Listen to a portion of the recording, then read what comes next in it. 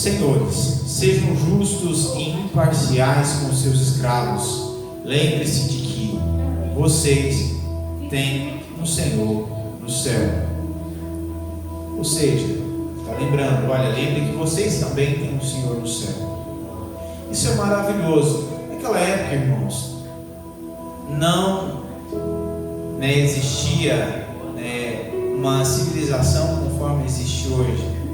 Hoje nós sabemos que não se escraviza mais, mas naquela época, Paulo ele vai dizer a um povo que naquela cultura era normal a escravidão.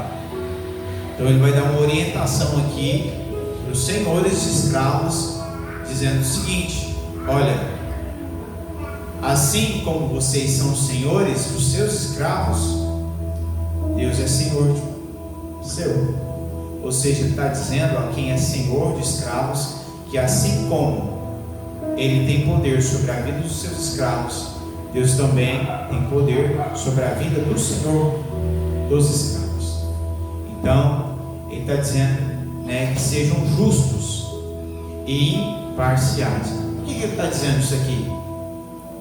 E geralmente o ser humano, quando ele exerce poder sobre alguém, ele tem uma grande chance de ser injusto. Por quê? Porque nós somos injustos por natureza. Às vezes a gente tem facilidade de ser justo quando algo nos beneficia, mas nós temos dificuldade de sermos justos quando algo beneficia apenas ao outro. Ou seja, às vezes esse senhor de escravo tinha dificuldade de ser justo quando essa justiça beneficiava apenas o seu escravo. Então eles tinham essa dificuldade de ser justo quando na verdade isso não trazia benefício a eles, mas aos seus escravos. E pela vida dos seus escravos estarem sobre a sua tutela, eles achavam que eles poderiam fazer tudo. Eles achavam que eles poderiam mandar e desmandar.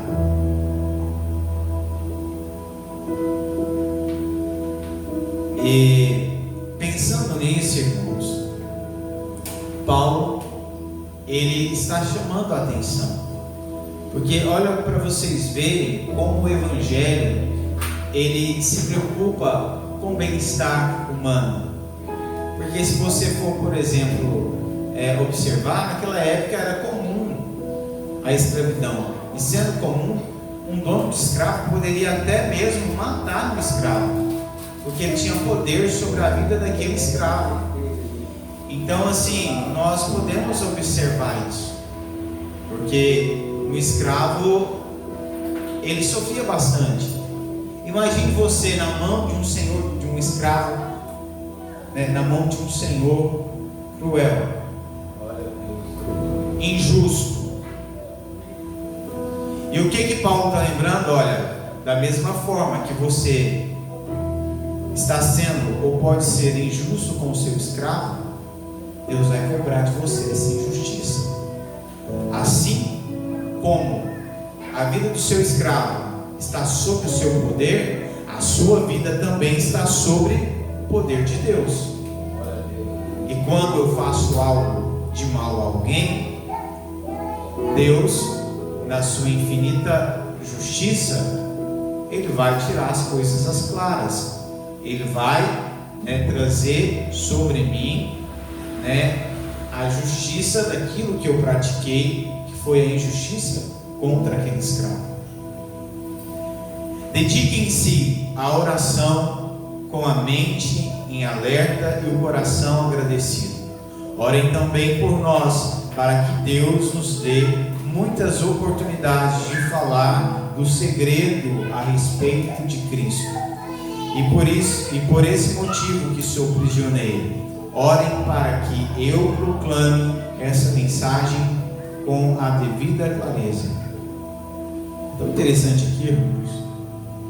Paulo ele vai pedir oração. Às vezes as pessoas acham, irmãos, que porque uma pessoa é usada por Deus, porque uma pessoa ela tem a graça de Deus sobre a vida dela, que ela não precisa de oração. E às vezes os cristãos pensavam assim: eu orar por Paulo? Paulo já tem uma graça abundante sobre a vida dele, não há necessidade. E aqui nós vemos que era necessário. Uma coisa que ele falou aqui, que nós devemos considerar: orando com a mente em alerta. Por que isso? Porque quando nós vamos orar, nós temos que colocar a nossa razão para funcionar, com a mente em alerta. Porque senão a gente começa a orar coisa, já viu? Quando você se desconcentra da oração, de repente você está pensando em outra coisa e você está orando algo sem nexo. Você está fugindo da realidade, porque a sua mente é assim. Por isso que ele vai dizer: orando com a mente em alerta, concentração é necessário para que nós venhamos nos conectar com Deus. Primeiramente, quando você dobrar o seu joelho, você tem que se concentrar em Deus. Por isso que a palavra de Deus diz o seguinte: entre no quarto e feche a porta. Não é porque você tem que esconder das pessoas que você está orando, não, irmãos. Isso aqui é muito mal interpretado. É porque você indo para o seu quarto, você fechando a porta, você vai se concentrar unicamente naquela oração, onde não vai ter nenhum acontecimento por perto que pode roubar a sua concentração. Então, ele está falando isso para nós: ore com a mente em alerta.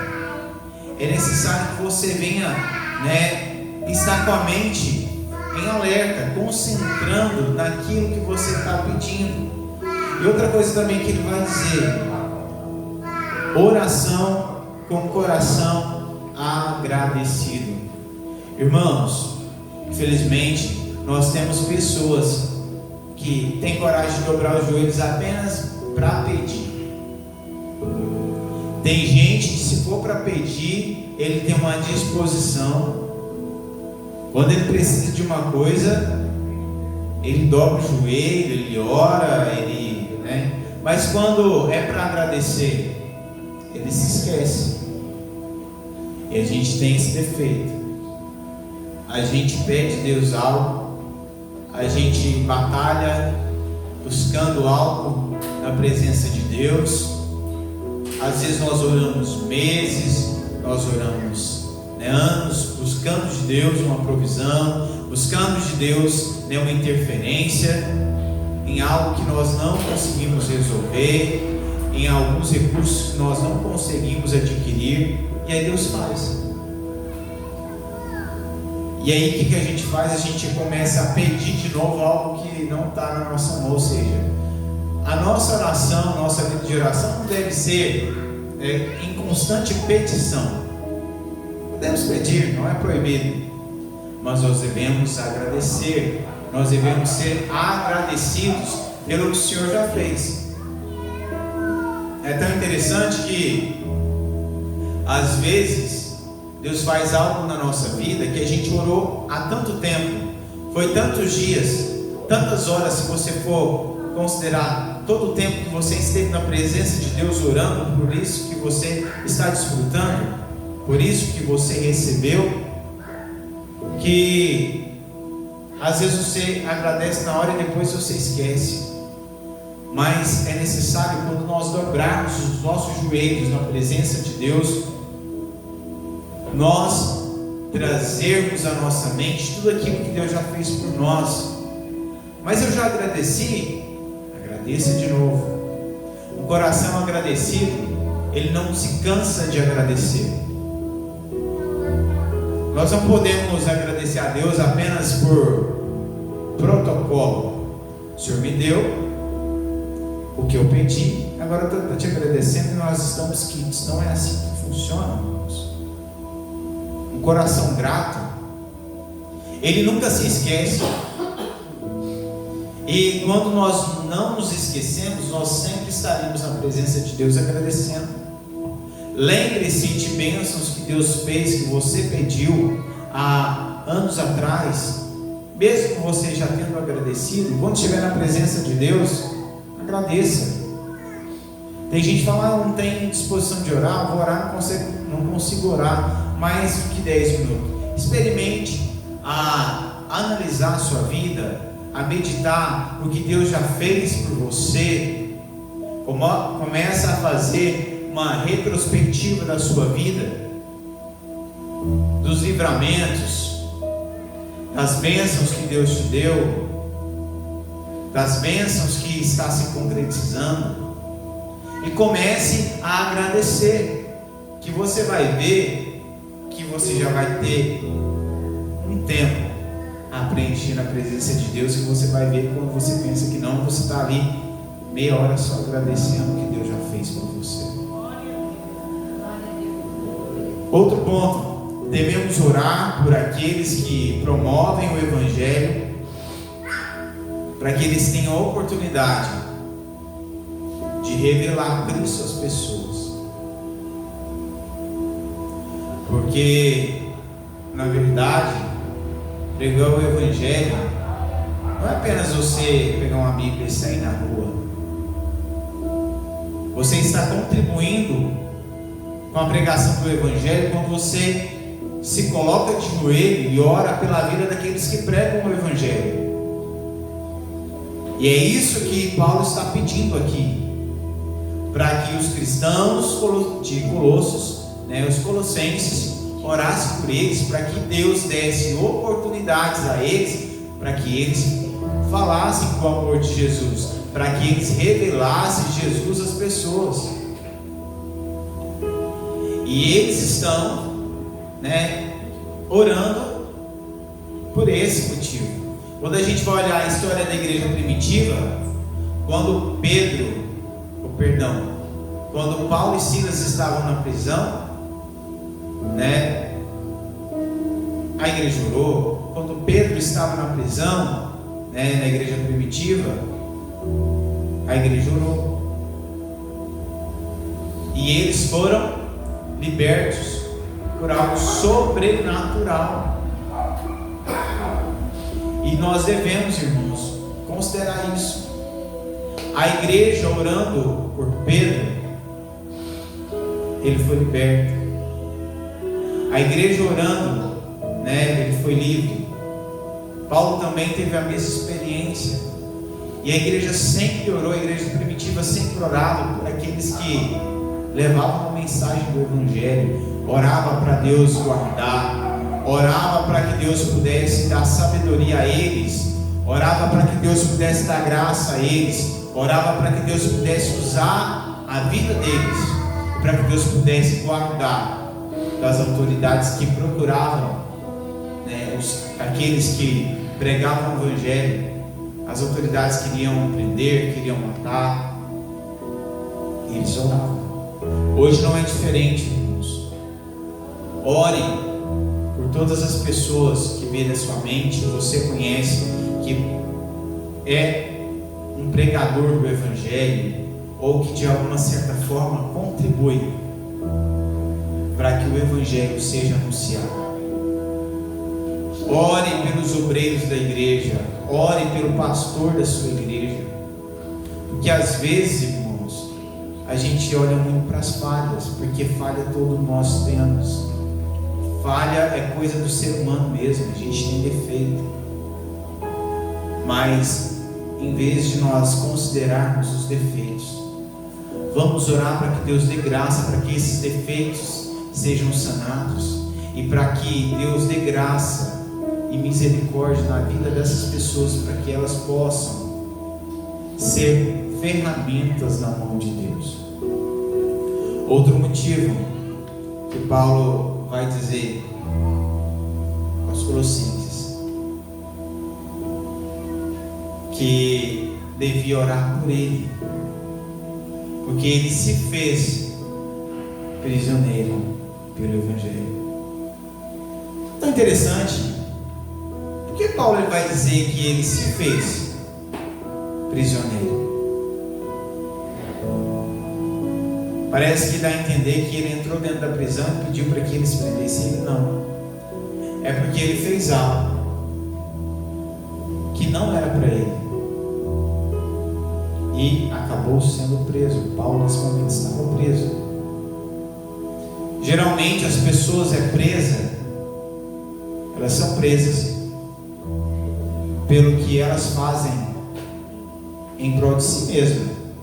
Por exemplo, uma pessoa quando mata alguém porque alguém a contrariou, alguém deu um prejuízo, ou alguém a humilhou, ela matou por si mesma, por amor ao seu próprio ego. Uma pessoa, por exemplo, quando naquela época se prendia por dívidas também, ou seja, estava preso por algo que ela disputou. Então, todos os prisioneiros que eram presos pela lei humana, que infligiam leis humanas, eram presos por um único motivo: porque eles, pensando em si mesmos,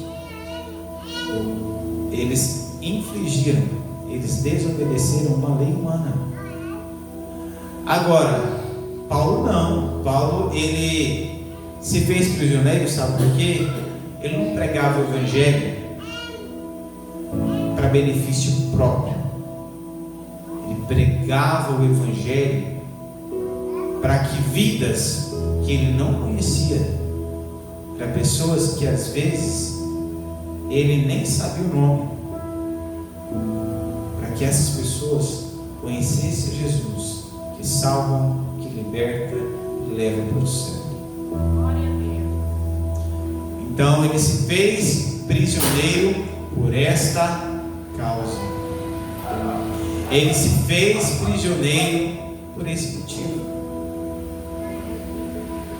E no versículo, a partir do versículo 5 ele vai dizer o seguinte, até o versículo 6: vivam com sabedoria entre os que são de fora e aproveitem bem todas as oportunidades.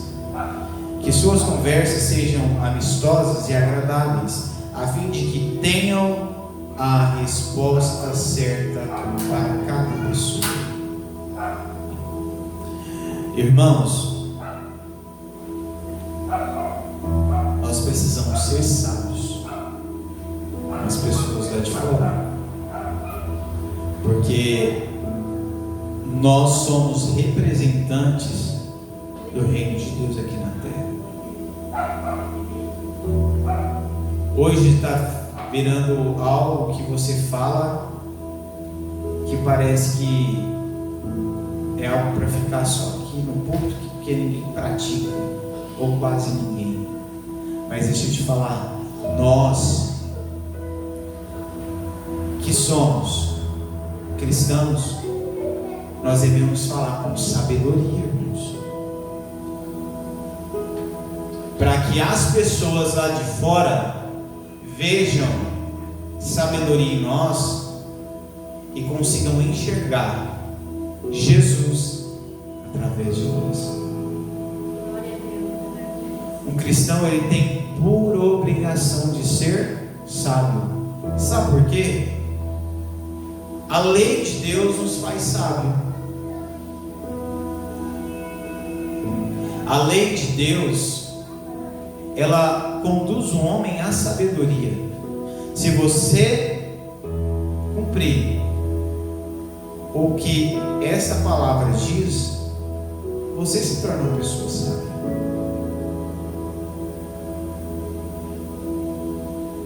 E por que nós devemos ser sábios lá fora? Para não dar mau testemunho.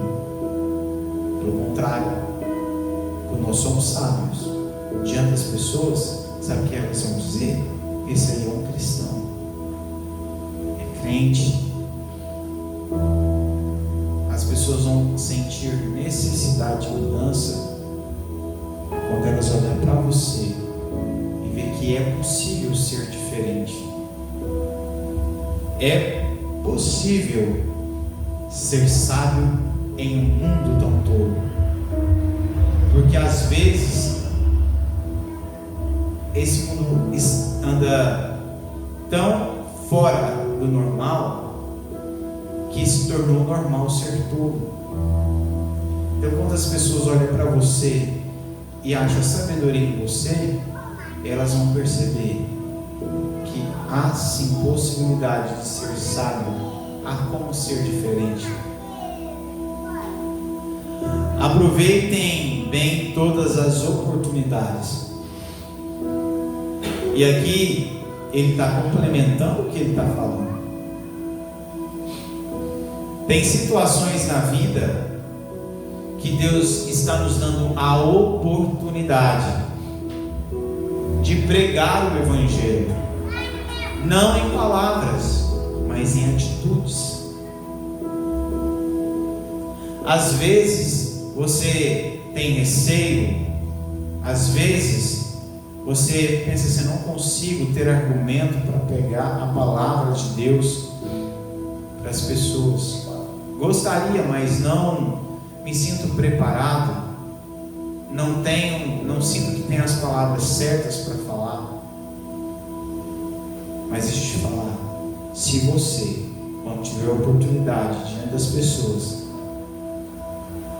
de dar um testemunho, só isso aí fala mais alto de qualquer argumento. Deixa eu te falar, você pode pegar a pessoa que tem um poder de argumentação gigantesco.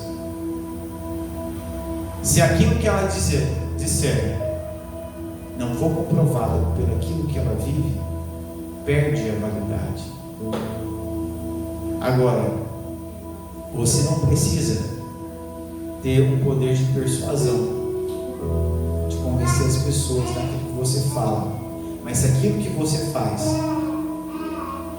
for realmente algo que o Evangelho diz, você não precisa falar muito.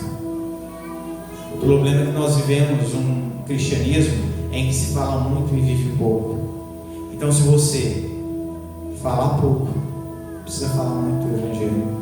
Pode ser palavras simples, mas se você viver o Evangelho, a forma simples de você falar de Jesus já vai falar gritando aos corações. Que suas conversas sejam amistosas e agradáveis. É que ele vai complementando.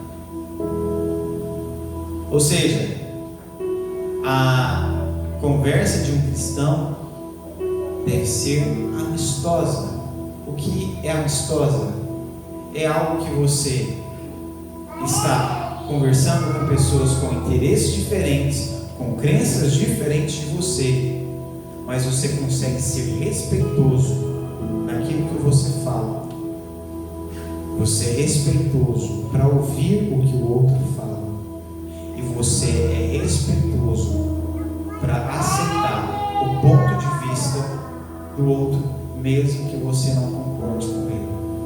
Isso é ser amistoso. E também devemos ser agradáveis. Irmãos, tem gente que fala assim: é porque o cristão não deve dizer sim, sim ou não, não. O que diz o passado é procedência maligna, sim. Mas ele está falando aqui para a gente ser verdadeiro. Está falando para a gente ser bruto, mal educado com as pessoas. A gente deve ser agradável.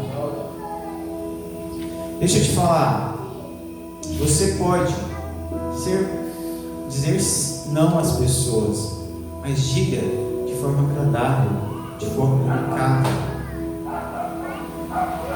Não é o que você fala, é o jeito que você fala. Não é o seu posicionamento, é a forma que você se posiciona. Porque às vezes as pessoas usam a arrogância, a falta de humildade para se posicionar e para dizer não.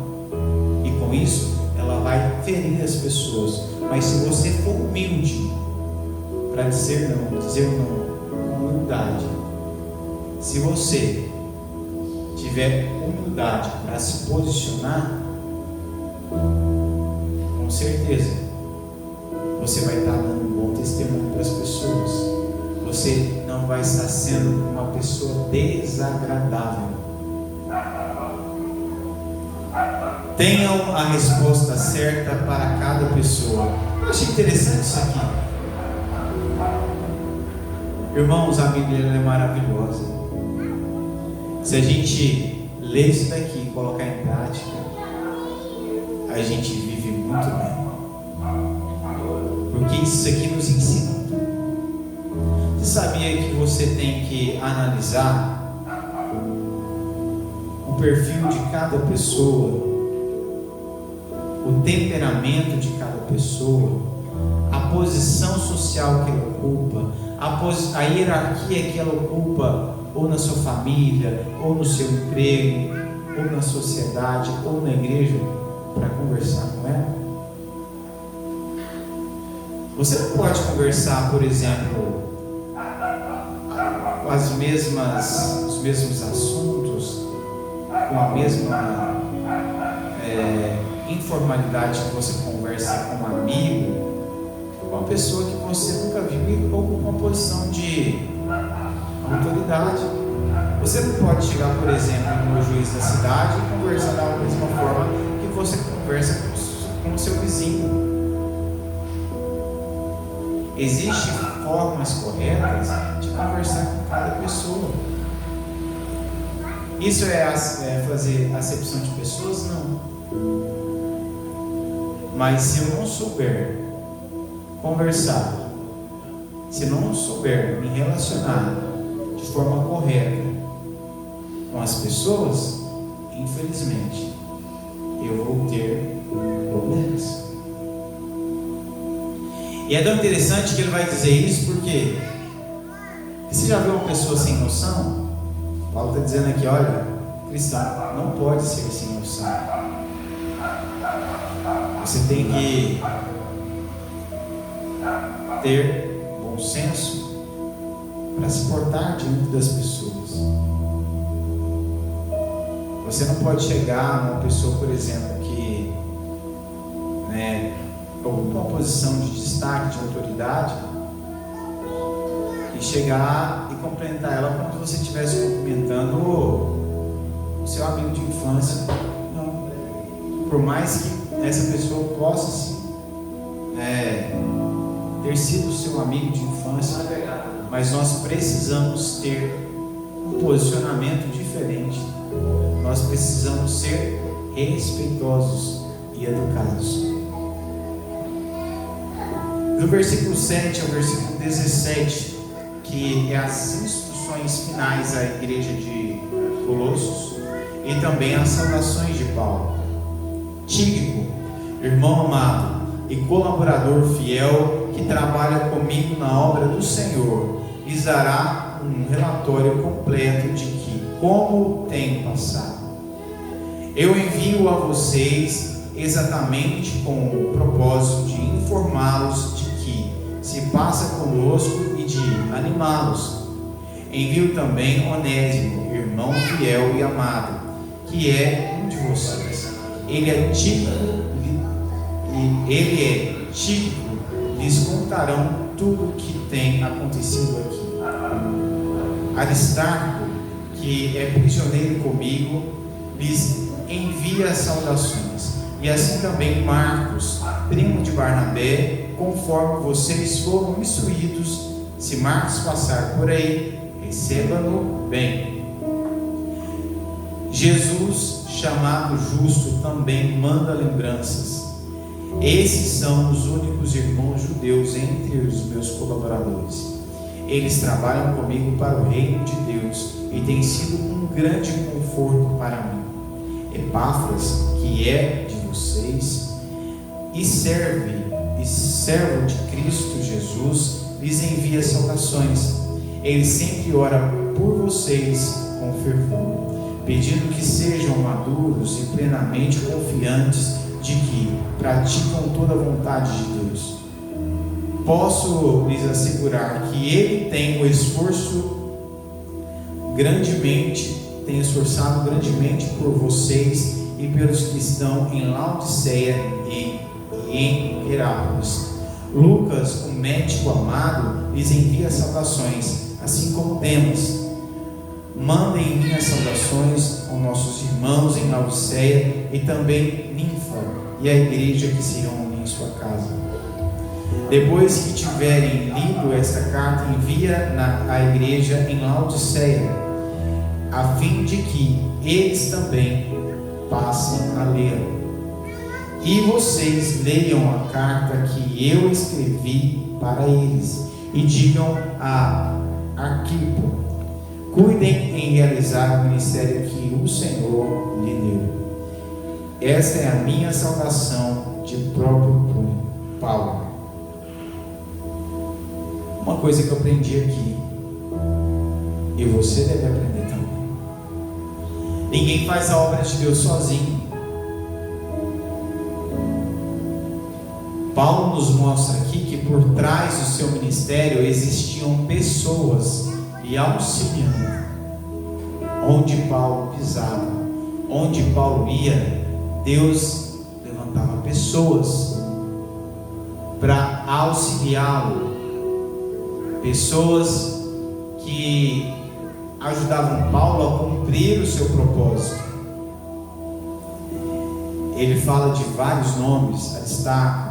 Ele fala de Epáfras, ele fala de Jesus. Este Jesus que ele está falando aqui era outro Jesus, não é o Jesus nosso Cristo e Salvador. Não, ele está falando de um Jesus que também era um cooperador de Paulo. E o que nós podemos ver aqui, irmãos, que na nossa caminhada cristã, o que Deus tem para você, para realizar na sua vida, você não vai realizar sozinho. Você vai precisar da ajuda de pessoas. Deus vai usar pessoas para te estender a mão. Deus vai usar pessoas para te auxiliar, te ensinando, te ajudando, te compreendendo, te amando principalmente. Porque a gente não faz a obra de Deus sozinho. Por exemplo, eu não faço a obra de Deus sozinho. Tudo que nós já fizemos aqui, iremos fazer, é porque nós já fomos, somos, eu sei que seremos apoiados por vocês, porque ninguém faz nada sozinho. Nós precisamos uns dos outros. Por isso que um pastor não pode chegar e falar assim: olha, eu fiz isso, eu fiz aquilo. Não. Ele pode dizer o seguinte: nós fizemos, nós vamos fazer, nós estamos fazendo, porque eu não posso tomar para mim o mérito que não é só meu. É o que Paulo está fazendo aqui. Ele está dizendo aos cristãos em Colossos que o ministério dele tinha colaboradores, tinham pessoas que o auxiliavam. Ele está escrevendo essa carta de próprio punho, mas ele tinha Lucas que ajudou ele a escrever, e vários outros. Paulo, ele não andava sozinho, ele sempre tinha alguém. Ele tinha Silas, ele tinha Lucas, ele tinha João Marcos e vários outros. Depois ele teve a ajuda de Timóteo, de Tito e de vários outros.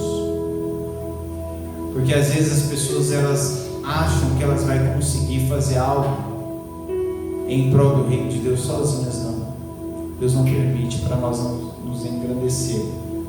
Você vai dirigir um departamento, você precisa que as pessoas daquele departamento comprem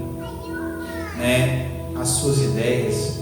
Você vai precisar que as pessoas do departamento somem com você. Infelizmente as pessoas na igreja têm dificuldades de entender isso,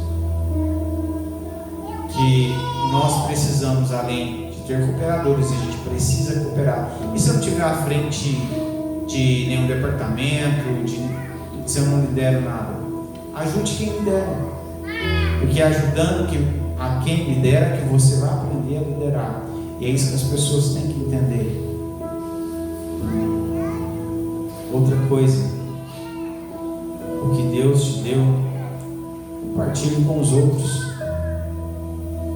Paulo, ele era uma pessoa que onde ele passava, ele formava pessoas. Onde ele passava, ele deixava pessoas prontas assumindo uma igreja, ele deixava pessoas prontas para que o reino de Deus prosperasse. A gente tem que aprender isso. A gente tem que ensinar aos outros a experiência que Deus me deu. E se eu ensinar e ele crescer mais do que eu no reino de Deus? Amém. É motivo de você agradecer a Deus. E se você não ajudar, Deus vai levantar outro para ajudar. Mas o reino de Deus nunca vai passar necessidade, porque você quis priorizar o seu ego. E para finalizar, cuide em realizar o ministério que Deus lhe confiou. Foi o recado de Paulo a Arquipo. O que Deus te entregou para ser realizado. Se Deus te deu um dom, se Deus te deu uma aptidão para fazer alguma coisa, faça, e com excelência, porque é para Deus, não é para o pastor, não é para a igreja, é para Deus. Sabe por que tem muita gente que às vezes faz a obra de Deus relaxadamente? Porque elas fazem aos homens.